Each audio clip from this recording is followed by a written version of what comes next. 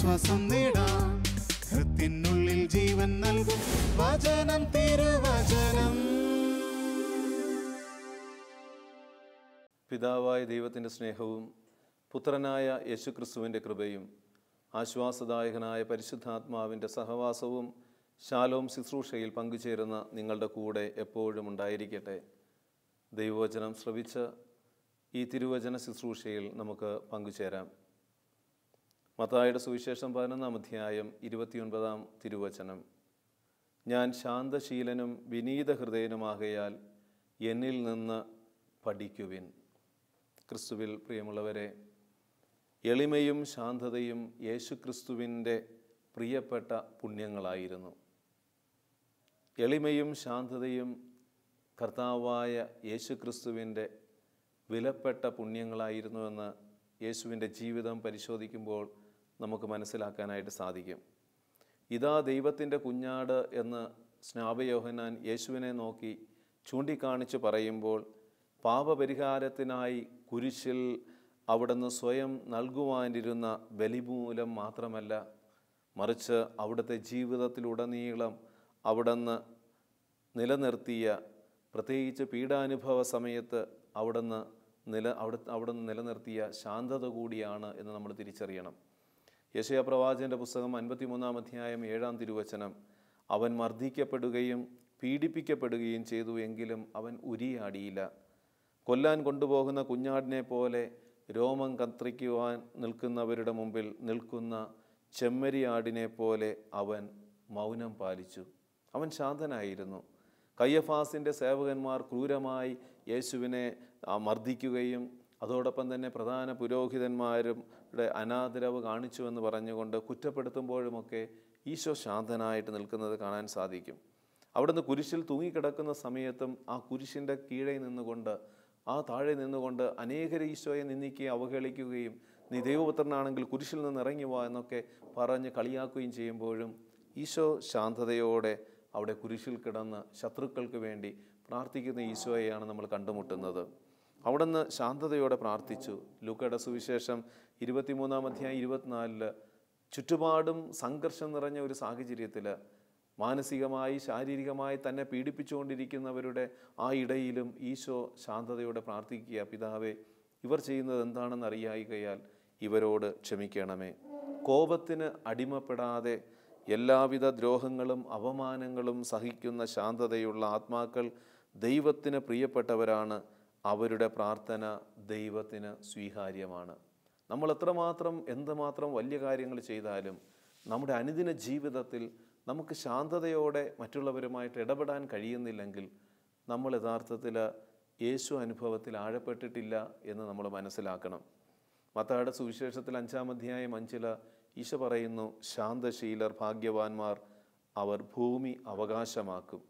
ശാന്തതയുള്ളവർ വരുവാനിരിക്കുന്ന ജീവിതത്തിൽ മാത്രമല്ല, ഈ ജീവിതത്തിൽ പോലും സന്തോഷം സ്വന്തമാക്കും എന്നാണ് ഈ സങ്കീർത്തകൻ ഉറപ്പ് നൽകുന്നത്. സങ്കീർത്തനം 37-ാം അധ്യായത്തിൽ 10 മുതൽ 11 വരെയുള്ള വാക്യങ്ങളിൽ, 10-11 വാക്യങ്ങളിൽ, 37-ാം സങ്കീർത്തനം 10-11 വാക്യങ്ങളിൽ സങ്കീർത്തകൻ പറയുകയാണ്, അല്പസമയം കഴിഞ്ഞാൽ ദുഷ്ടൻ ഇല്ലാതാകും. അവൻ്റെ സ്ഥലത്ത് എത്ര അന്വേഷിച്ചാലും അവനെ കാണുകയില്ല. എന്നാൽ ശാന്തശീലർ ഭൂമി കൈവശമാക്കും, ഐശ്വര്യത്തികവിൽ അവർ ആനന്ദിക്കും. അപ്പോൾ ശാന്തത ഈ ഭൂമിയിൽ മാത്രമല്ല, നിത്യതയിലും നമുക്കൊരു അനുഗ്രഹമാണ് എന്ന് തിരിച്ചറിയണം. ഈ ഭൂമിയിൽ ശാന്തതയോടെ, വിശ്വാസത്തോടെ, ഐശ്വര്യത്തോടെ ജീവിക്കണമെങ്കിൽ നമ്മുടെ ഉള്ളിൽ ഒരു ശാന്തതയുണ്ടായിരിക്കണം, എളിമയുണ്ടായിരിക്കണം. അഹങ്കാരം നമ്മുടെ ഉള്ളിൽ വർദ്ധിക്കുമ്പോൾ, കോപം നമ്മുടെ ഉള്ളിൽ നിറഞ്ഞു നിൽക്കുമ്പോൾ നമുക്ക് പലതും നഷ്ടപ്പെടുന്നുണ്ട് എന്ന് തിരിച്ചറിയണം. അഹങ്കാരം ഒരുവനെ കോപിഷ്ഠനും പ്രതികാരമുള്ളവനുമാക്കുമ്പോൾ വിനയവും ശാന്തതയും സ്നേഹത്തിലും വിശുദ്ധിയിലും നമ്മെ വളർത്തുന്നു.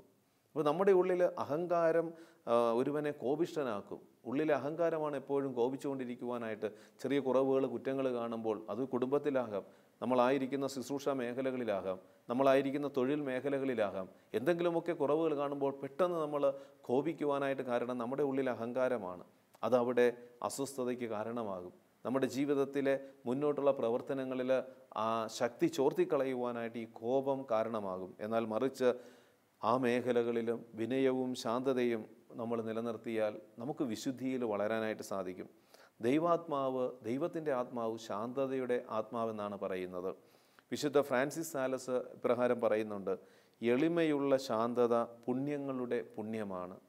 നമ്മുടെ ദിവ്യരക്ഷകൻ ഏറ്റവും അടിയന്തരമായി നമുക്ക് ശുപാർശ ചെയ്തിരിക്കുന്നു. അതിനാൽ എല്ലായിടത്തും എപ്പോഴും നാം അത് പരിശീലിക്കണം. വിശിഷ്യ ദരിദ്രരോടും രോഗികളോടും ശാന്തത പ്രകടിപ്പിക്കണം.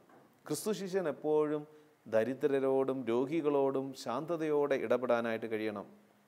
എഫേസൂസുകാർക്ക് എഴുതിയ ലേഖനത്തിൽ 4:2 പൂർണ്ണമായ വിനയത്തോടും ശാന്തതയോടും ദീർഘക്ഷമയോടും കൂടി നിങ്ങൾ സ്നേഹപൂർവ്വം അന്യോന്യം സഹിഷ്ണുതയോടെ പ്രവർത്തിക്കുവിൻ. അപ്പോൾ നമ്മുടെ ജീവിതത്തിൽ എപ്പോഴും നമ്മൾ ശാന്തതയോടെ മറ്റുള്ളവരുമായിട്ട് ഇടപെടാനായിട്ട് കഴിയണം. തെസ്സലോനിയക്കാർക്ക് എഴുതിയ 1-ാം ലേഖനത്തിൽ 4:11 പറയുകയാണ്: ശാന്തരായി ജീവിക്കുവാൻ ഉത്സാഹിക്കുവിൻ. നമ്മളെപ്പോഴും ഉത്സാഹിക്കേണ്ടത് ഓരോ ദിവസവും ശാന്തതയോടെ ജീവിക്കുവാൻ വേണ്ടിയാണ്. തിമോത്തിയോസിന് എഴുതിയ 2-ാം ലേഖനത്തിൽ 2-ാം അധ്യായം 24-25 വചനങ്ങൾ: കർത്താവിൻ്റെ ദാസൻ കലഹപ്രിയനായിരിക്കരുത്, മറിച്ച് എല്ലാവരോടും സൗമ്യതയുള്ളവനായിരിക്കണം. യോഗ്യനായ അധ്യാപകനും ക്ഷമാശീലനുമായിരിക്കണം. എതിർക്കുന്നവരെ അവൻ സൗമ്യതയോടെ തിരുത്തണം.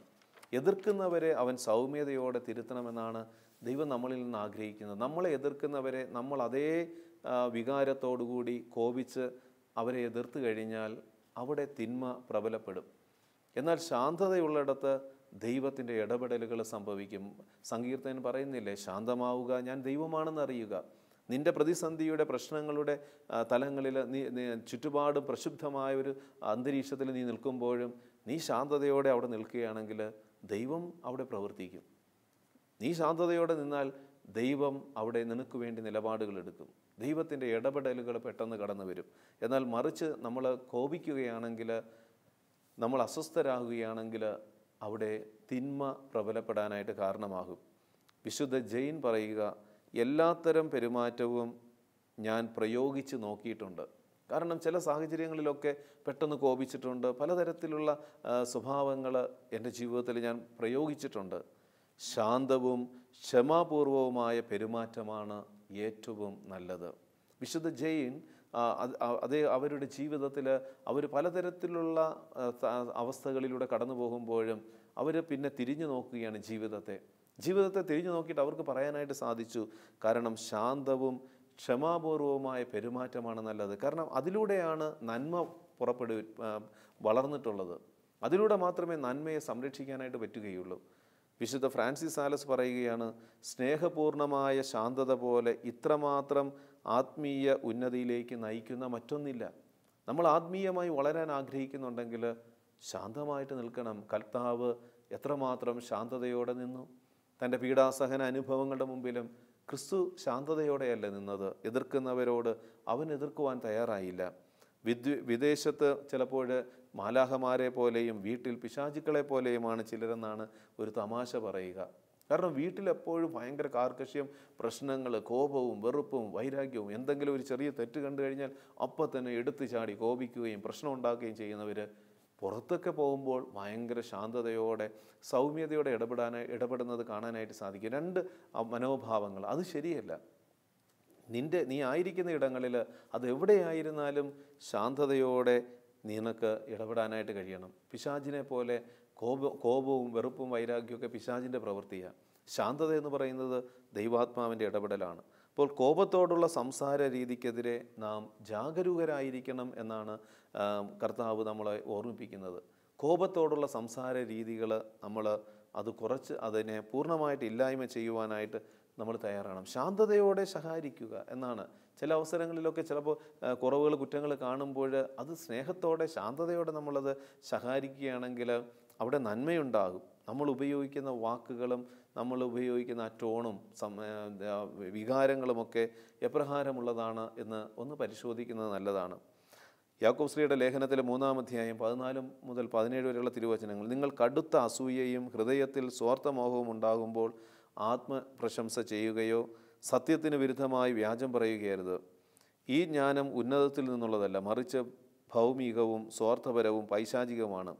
എന്നാൽ ഉന്നതത്തിൽ നിന്നുള്ള ജ്ഞാനം ഒന്നാമത് ശുദ്ധവും പിന്നെ സമാധാനപൂർണവും വിനീതവും വിധേയത്വമുള്ളതും കാരുണ്യവും സദ്ഫലങ്ങൾ നിറഞ്ഞതുമാണ്. ഇപ്പോൾ നല്ല സമറയാക്കാരനെ പോലെ മുറിവുകൾ വച്ച് കെട്ടുവാനായിട്ട് എണ്ണയും വീഞ്ഞും കൊണ്ട് സുഖപ്പെടുത്തണമെങ്കിൽ നമ്മുടെ ഉള്ളിൽ ശാന്തതയുണ്ടായിരിക്കണം. ഉള്ളിൽ ശാന്തതയുണ്ടെങ്കിൽ നമുക്ക് മറ്റുള്ളവരുടെ, കാരണം ഈ കോപിക്കുകയും പലതരത്തിലുള്ള തിന്മകൾ ചെയ്യുകയും ചെയ്യുന്നവർ, അവർ മുറിവേറ്റവരാണ്. അവരെ ആ മുറിവുകളിൽ സൗഖ്യപ്പെടുത്തണമെങ്കിൽ നമ്മുടെ ഉള്ളിലൊരു ശാന്തത ഉണ്ടാകണം. കോപിച്ചുകൊണ്ടിരിക്കുന്ന വ്യക്തി നമ്മളോട് സംസാരിക്കുമ്പോൾ നമ്മളൊന്ന് ശാന്തതയോടെ നിന്നാൽ യഥാർത്ഥത്തിൽ ആ മുറിവുകൾ നമ്മൾ ഉണക്കുകയാണ്. ആ മുറിവേറ്റ വ്യക്തിയുടെ ആ അവസ്ഥയെ നമ്മൾ ആ എണ്ണയും തൈലവും കൊണ്ട് അവരെ സുഖപ്പെടുത്തുന്നത് പോലെയാണ് ഈ ഉള്ളിലെ ശാന്തത.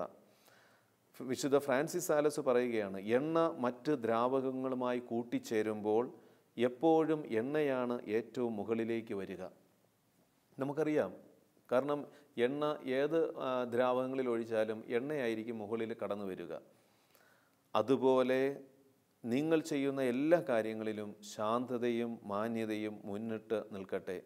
നിങ്ങൾ സഹായിക്കുവാൻ ആഗ്രഹിക്കുന്ന വ്യക്തി നിങ്ങൾ സഹായിക്കാൻ ആഗ്രഹിക്കുന്ന വ്യക്തി വളരെയധികം പ്രക്ഷുബ്ധമാണെങ്കിൽ നിങ്ങൾ അയാൾ ശാന്തനാകും വരെ കാത്തിരിക്കണം. അല്ലെങ്കിൽ നിങ്ങൾ അയാളെ കൂടുതൽ പ്രകോപിപ്പിക്കുക മാത്രമാണ് ചെയ്യുക. അപ്പോൾ നമ്മൾ ഏതെങ്കിലുമൊക്കെ കുറവുകൾ കുറ്റങ്ങൾ കണ്ട ഒരു വ്യക്തിയെ ഒന്ന് ശാസിച്ച് തിരുത്താൻ ആഗ്രഹിക്കുന്നുണ്ടെങ്കിൽ, അങ്ങനെ സംസാരിച്ചു തുടങ്ങുമ്പോൾ ആ വ്യക്തി കോപിക്കുകയാണെങ്കിൽ, പ്രക്ഷുബ്ധമായ രീതിയിൽ ആ വ്യക്തി മാറുകയാണെങ്കിൽ, നമ്മൾ ആ വ്യക്തി ശാന്തനാകുന്നത് വരെ നമ്മളുള്ളിൽ ശാന്തതയോടെ നിൽക്കാൻ കഴിയണം. ശാന്തതയോടെ നിൽക്കാൻ കഴിയണം. ഒരു ഭവനത്തിന് തീ പിടിച്ചിരിക്കുമ്പോൾ അതിലേക്ക് മരം കൊണ്ടിടുന്നത് ശരിയല്ല. കാരണം ഒരു വ്യക്തി പെട്ടെന്ന് കോപിച്ചുകൊണ്ടിരിക്കുമ്പോൾ നമ്മൾ അതുപോലെ തിരിച്ച് അതേ നാണയത്തിൽ കോപിക്കുകയാണെങ്കിൽ ആ തീ പിടിച്ച ആ തീയിൽ നമ്മൾ മരം കൊണ്ടിടുന്നത് പോലെ ആയിപ്പോവും. നമ്മളും തകർക്കപ്പെടാനായിട്ട് അത് കാരണമാകും. നമ്മുടെ പ്രാർത്ഥനാ ജീവിതം തകരാനായിട്ട് കാരണമാകും. നമ്മുടെ വിശുദ്ധമായ നല്ല സൽപ്രവൃത്തികളിൽ നിലനിൽക്കുവാനായിട്ട് മടുപ്പുളവാക്കുവാനായിട്ട് അത് കാരണമാകും. അതുകൊണ്ട് കോപിച്ചു നിൽക്കുന്ന പ്രസിദ്ധമായ അന്തരീക്ഷങ്ങളിൽ വിറക് കൊണ്ടിടുന്നത് പോലെ നമ്മൾ വാക്കുകൾ കൊണ്ടിട്ട് പ്രശ്നമുണ്ടാക്കരുത്. അവിടെ ശാന്തതയോടെ നിൽക്കണം. കർത്താവ് എല്ലാം തക്ക സമയത്ത് വെളിപ്പെടുത്തി കൊടുക്കും. ലൂക്കയുടെ സുവിശേഷത്തിൽ 9-ാം അധ്യായത്തിൽ 51 മുതൽ 55 വരെയുള്ള തിരുവചനം നമ്മൾ കാണുന്നുണ്ട്. ജെറുസലേമിലേക്ക് യാത്ര ചെയ്യുകയാണ് ഈശോ. അപ്പോൾ ജെറുസലേം ലക്ഷ്യം വെച്ച് യാത്ര ചെയ്യുന്ന യേശു സമരിയായിലൂടെ പോകാനായിട്ട് ആഗ്രഹിക്കുകയാണ്. അപ്പോൾ സമരിയാക്കാർ അവനെ സ്വീകരിച്ചില്ല. അത് പെട്ടെന്ന് യാക്കോബിനെയും യോഹന്നാനെയും ദേഷ്യപ്പെടുത്തി. അവരുടെ ഉള്ളിൽ കോപം കയറി.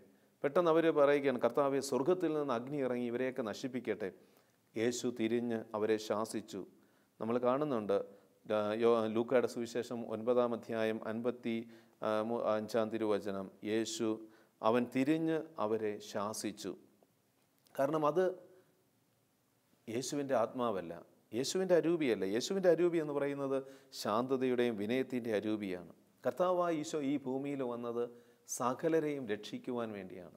യോഹന്നാൻ്റെ സുവിശേഷം 10-ാം അധ്യായം 10-ാം തിരുവചനത്തിൽ പറയുന്നില്ലേ, കാരണം ജീവൻ നൽകുവാനും അത് സമൃദ്ധമായി നൽകുന്നതിന് വേണ്ടിയാണ്. അപ്പം നമ്മൾ എടുക്കുന്ന നിലപാടുകൾ കോപത്തിൻ്റെയും അശാന്ത നിറഞ്ഞ നമ്മുടെ സംസാരവും പെരുമാറ്റവും ഒക്കെ അവിടെ ജീവൻ വളർത്തുവാനായിട്ട് കാരണമാവുകയില്ല, ജീവൻ നശിപ്പിക്കാനേ കാരണമാകും. ഒരാളുടെ കുറവുകൾ കുറ്റങ്ങൾ കാണുമ്പോൾ നമ്മൾ പെട്ടെന്ന് ദേഷ്യപ്പെട്ട് കോപിച്ചു കഴിഞ്ഞാൽ അവിടെ യഥാർത്ഥത്തിൽ ആ വ്യക്തിയുടെ ജീവൻ നശിപ്പിക്കാനായിട്ട് നമ്മുടെ കോപം കാരണമാകും. അത് ദൈവം ആഗ്രഹിക്കുന്നതല്ല എന്ന് നമ്മൾ തിരിച്ചറിയണം. യേശുവിൻ്റെ ജീവിതത്തിലേക്ക് നമുക്ക് വീണ്ടും ഒന്ന് തിരിഞ്ഞു നോക്കാം. യേശു എത്രമാത്രം ശാന്തനായിരുന്നു എന്ന് നമ്മൾ മനസ്സിലാക്കണമെങ്കിൽ സമരിയക്കാരിയുടെ സ്ത്രീയുമായി ഈശോ സംസാരിക്കുന്ന ആ വചനഭാഗം ഒന്ന് ധ്യാനിച്ചാൽ മതി. യോഹന്നാന്റെ സുവിശേഷം 4-ാം അധ്യായത്തിൽ 6 മുതൽ 26 വരെയുള്ള തിരുവചനങ്ങളിൽ ദീർഘമായ ഒരു സംഭാഷണം നമുക്ക് അവിടെ കാണാനായിട്ട് പറ്റും. യേശു സമരിയക്കാരിയെ കാണാനായിട്ട് ഈശോ അവിടെ കാത്തിരിക്കുകയാണ്. ഈശോ അവൾ വരുന്നതിന് മുമ്പ് ഈശോ ആ കിണറ്റിൻ കരിയിൽ വന്ന് ഈശോ ശാന്തതയോടെ കാത്തിരിക്കുകയാണ്. അവൾ വന്നിട്ടും നമ്മൾ കാണുന്നുണ്ട് അവരുടെ സംഭാഷണം തന്നെ. അവളുടെ പാപത്തെ ബോധ്യപ്പെടുത്തുവാനായിട്ടാണ്, ആ പാപത്തിൽ നിന്ന് അവളെ രക്ഷിക്കുവാനായിട്ടാണ് ഈശോ ശാന്തതയോടെ അവിടെ ഇരിക്കുന്നത്. എന്നാൽ അവളും മറ്റു പല മുടന്ത ന്യായങ്ങളുമാണ് പറയുന്നത്. അവൾ ഭർത്താക്കന്മാരെക്കുറിച്ച് പറയുമ്പോൾ അവൾ വീണ്ടും എല്ലാം അറിയുന്നവൻ്റെ മുമ്പിൽ എനിക്ക് ഭർത്താവില്ല എന്ന് പറയുമ്പോഴും ഈശോ ശാന്തതയോടെ അവളോട് ഇടപെടുകയാണ്. ഈശോ ശാന്തതയോടെയാണ് അവളോട് സംസാരിക്കുന്നത്. വീണ്ടും പല കാര്യങ്ങൾ ആരാധനയെക്കുറിച്ച് സംസാരിക്കാനായിട്ട് തുടങ്ങുമ്പോൾ അവൾ ഈശോയുടെ മറ്റുള്ള ഈശോയുടെ സ്ഥാനത്ത് വേറെ വല്ലവരും ആയിരുന്നെങ്കിൽ പെട്ടെന്ന് കോപിക്കാൻ സാധ്യതയുള്ളതൊക്കെ അവിടെ സംസാരിക്കുന്നുണ്ട്. സംസാരത്തിൻ്റെ ആദ്യത്തെ ഘട്ടത്തിൽ തന്നെ കോപിക്കാനായിട്ടുള്ള എല്ലാ സാഹചര്യങ്ങളും ഈ സമരിയാക്കാരിയുടെ വായിൽ നിന്ന് വരുന്നുണ്ട്. പക്ഷേ ഈശോ അവളെ ശാന്തതയോടെ രൂപപ്പെടുത്തുകയാണ്. ഈശോയുടെ ശാന്തത അവളുടെ ജീവിതത്തിലെ കുറവുകൾ തിരിച്ചറിയാനായിട്ട്, പാപത്തെ ഉപേക്ഷിക്കുവാനായിട്ട്, തിന്മയിൽ നിന്ന് അകന്ന് വിശുദ്ധിയിൽ ഒരു സുവിശേഷ പ്രഘോഷകയാക്കി അവളെ മാറ്റുവാനായിട്ട് ഈശോയുടെ ശാന്തതയ്ക്ക് കാരണമായി. പ്രിയമുള്ള സഹോദര സഹോദരി, നീ ആയിരിക്കുന്ന നിൻ്റെ കുടുംബ ബന്ധങ്ങളിൽ, നിൻ്റെ ശുശ്രൂഷ മേഖലകളിൽ, നിൻ്റെ തൊഴിൽ മേഖലകളിൽ നിനക്കിതുപോലെ ശാന്തതയോടെ നിലപാടെടുക്കാൻ സാധിച്ചാൽ നിനക്കും മറ്റുള്ളവരെ രക്ഷിക്കാൻ പറ്റും. മറ്റുള്ളവരെയും ക്രിസ്തുവിന് വേണ്ടി ഉയർത്തി കാണിക്കുവാനായിട്ട്, ക്രിസ്തുവിലേക്ക് മറ്റുള്ളവരെ ആകർഷിക്കുവാൻ തക്ക വിധമുള്ള വ്യക്തിത്വങ്ങളാക്കി മറ്റുള്ളവരെ മാറ്റുവാൻ നിൻ്റെ ശാന്തതയ്ക്ക് കാരണമാകുമെന്ന് നീ തിരിച്ചറിയണം. യേശു ഈ സമരിയാക്കാരിയുമായുള്ള ആ സംഭാഷണം നമ്മുടെ ശാന്തതയെ വളർത്തുവാനായിട്ട് ഒരു സഹായകമാണ്. വഞ്ചകനായ യൂദാസിനോട് പോലും ഈശോ ശാന്തത പ്രകടിപ്പിക്കുന്നത് കാണാനായിട്ട് സാധിക്കും. കാരണം ഈശോയെ ഒറ്റിക്കൊടുക്കുവാനായിട്ട് അവൻ ചുംബനം കൊണ്ട് ഒറ്റിക്കൊടുക്കാനായിട്ട് വരുമ്പോഴും ഈശോ പ്രകോപനകരമായ ഒന്നും ചോദിക്കുന്നില്ല. പ്രകോപനപരമായിട്ടല്ല അവനോട് ചോദിക്കുന്നത്. ശാന്തതയോടെയാണ് ഈശോ അവൻ്റെ കുറവ് മനസ്സിലാക്കാനായിട്ട് അവനോട് സംസാരിക്കുന്നത്. സ്നേഹിത, നീ ചുംബനം കൊണ്ട് മനുഷ്യപുത്രനെ ഒറ്റിക്കൊടുക്കുന്നുവോ? മത്തായിയുടെ സുവിശേഷം 26-ാം അധ്യായം 50 ആ ചോദ്യത്തിന് പോലും അവൻ്റെ ഉള്ളിൽ അവൻ്റെ കുറവിനെ, കുറ്റത്തെ തിരിച്ചറിയാനായിട്ട് മതിയായി. അല്ലാതെ പ്രക്ഷുബ്ധമായിട്ട് കുറവുകൾ, കുറ്റങ്ങൾ കാണുമ്പോൾ പെട്ടെന്ന് ചാടിക്കയറി ദേഷ്യപ്പെട്ട് നമ്മൾ ശാസിക്കേണ്ട ആവശ്യമില്ല. ശാന്തതയോടെ നീ സംസാരിക്കാനിടയായാൽ നിൻ്റെ ജീവിതത്തിൽ കൂടുതൽ അനുഗ്രഹങ്ങൾ മറ്റുള്ളവർക്ക് നിനക്ക് പകരാനായിട്ട് സാധിക്കും. വിശുദ്ധ പത്രോസിൻ്റെ ജീവിതത്തിൽ നമ്മൾ കാണുന്നുണ്ട്. പത്രോസ് കാരണം ഈശോയെ തള്ളി പറഞ്ഞ് ഒറ്റിക്കൊടുത്തു. ഈശോയെ തള്ളി പറയുകയാണ് 3 തവണ. ഏത് ശപിക്കപ്പെട്ട ഈശോ എന്ന് പറയുമ്പോഴും ഈശോ പത്രോസിനെ ശാന്തതയോടെയാണ് നോക്കുന്നത്. ഇപ്പോൾ കോപവും വിദ്വേഷവും കൊണ്ട് നേടുന്നതിനേക്കാൾ ശാന്തത കൊണ്ട് നമുക്ക് പലതിനെയും നേടാനായിട്ട് സാധിക്കുമെന്ന് തിരിച്ചറിയണം. കോപവും വിദ്വേഷവും കൊണ്ട് നമുക്കൊന്നും നേടാൻ പറ്റില്ല. നശീകരണം മാത്രമേ സംഭവിക്കൂ. പലതും നഷ്ടപ്പെടുത്തുവാനായിട്ട് നമ്മുടെ കോപവും നമ്മുടെ വെറുപ്പുമൊക്കെ കാരണമാകും. എന്നാൽ ശാന്തതയും വിനയവും പലതും നേടിയെടുക്കുവാൻ നമ്മെ സഹായിക്കും. വിശുദ്ധനാകാൻ ആഗ്രഹിക്കുന്ന അയാൾ മുള്ളുകൾക്കിടയിലെ ലില്ലി പോലെ ജീവിക്കണമെന്നാണ് പറയുക. ചില വിശുദ്ധർ പറയുക, വിശുദ്ധനാകാൻ നീ ആഗ്രഹിക്കുന്നുണ്ടെങ്കിൽ മുള്ളുകൾക്കിടയിലെ ലില്ലി പോലെ ജീവിക്കണം. മുള്ളുകൾ എത്രമാത്രം ലില്ലിയെ കുത്തി തുളച്ചാലും അത് എപ്പോഴും ലില്ലി തന്നെയാണ്. അതുപോലെ എപ്പോഴും നിൻ്റെ ചുറ്റുപാടുകളിൽ നിന്നെ കുത്തി മുറിവേൽപ്പിക്കുമ്പോഴും ശാന്തനായിരിക്കുക. കാരണം നീ ക്രിസ്തുവിൻ്റെ ഭാവമായിരിക്കണം. ക്രിസ്തുവിൻ്റെ ഈ ഭാവം നമ്മുടെ ജീവിതത്തിൽ നിലനിർത്തണമെന്നാണ് ദൈവം ആഗ്രഹിക്കുന്നത്. ഞാൻ ശാന്തശീലനും വിനീത ഹൃദയനുമാകയാൽ എന്നിൽ നിന്ന് പഠിക്കുക എന്ന് ഈശോ പറയുമ്പോൾ നമ്മുടെ അനുദിന ജീവിതത്തിൽ എല്ലാവരോടും ശാന്തതയോടെ സൗമ്യതയോടെ നിലപാടെടുക്കാനായിട്ട് കഴിയണം. സുഭാഷിതങ്ങളുടെ പുസ്തകത്തിൽ 15-ാം അധ്യായം 1-ാം തിരുവചനം, സൗമ്യമായ മറുപടി കോപം ശമിപ്പിക്കുന്നു, പരുഷമായ വാക്ക് കോപം ഇളക്കി വിടുന്നു. അപ്പോൾ ശാന്തതയ്ക്ക് പകരം ശാന്തമായി ഇടപെടേണ്ട, നയപരമായി സംസാരിക്കേണ്ട മേഖലകളിൽ നമ്മൾ പെട്ടെന്ന് പരുഷമായി സംസാരിക്കാൻ തുടങ്ങുമ്പോൾ അവിടെ കോപം നമ്മൾ തന്നെ ഇളക്കി വിടുകയാണ്. മറിച്ച് ശാന്തതയോടെ നമ്മൾ സംസാരിക്കുമ്പോൾ പല കോപങ്ങളും നമുക്ക് ശാന്തമാക്കാനായിട്ട് സാധിക്കും.